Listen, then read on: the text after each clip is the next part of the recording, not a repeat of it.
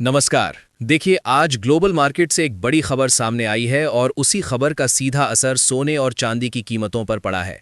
जो निवेशक बीते कई दिनों से ये देख रहे थे कि सोना चांदी लगातार ऊपर क्यों जा रहा है, आज उनके सामने जवाब साफ दिखाई दे रहा है। सवाल एक ही है, आखिर सोना चांदी सस्ता क्यों हुआ?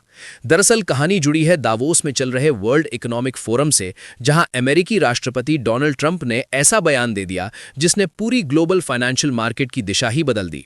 ट्रंप ने अपने संबोधन में साफ कहा कि अमेरिका ग्रीनलैंड को लेकर कोई मिलिट्री एक्शन नहीं लेगा।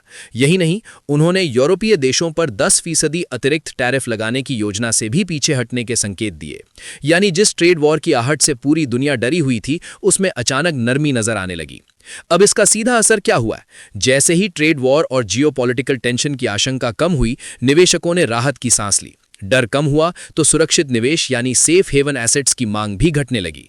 और जब सेफ हेवन की बात होती है तो सबसे पहला नाम आता है सोना और चांदी का। ट्रंप के बयान के बाद निवेशकों ने मुनाफा वसूली शुरू कर दी और यही वजह है कि सोने चांदी की कीमतों में गिरावट देखने को मिली। इस पूरी तस्वीर में एक और अहम फैक्टर जुड़ता है, अमेरिकी डॉलर। ग्रीनलैंड को लेकर तनाव कम होते ही डॉलर मजबूत हुआ। अब आप जानते हैं कि जब डॉलर मजबूत होता है तो गोल्ड और सिल्वर पर दबाव बनता है, क्योंकि ये डॉलर में ही ट्रेड होते हैं। डॉलर की मजबूती का मतलब साफ है, सोना और चांदी महंगे लगने लगते हैं, मांग घटती है और कीमत नीचे आती है।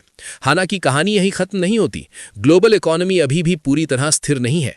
महंगाई का दबाव, सेंट्रल बैंकों की पॉलिसी, ब्याज दरों का भविष्य और जियोपॉलिटिकल अनिश्चितताएं अभी भी बनी हुई हैं। ऐसे में ये मानना गलत होगा कि सोना चांदी में अब सीधी गिरावट ही देखने को मिलेगी।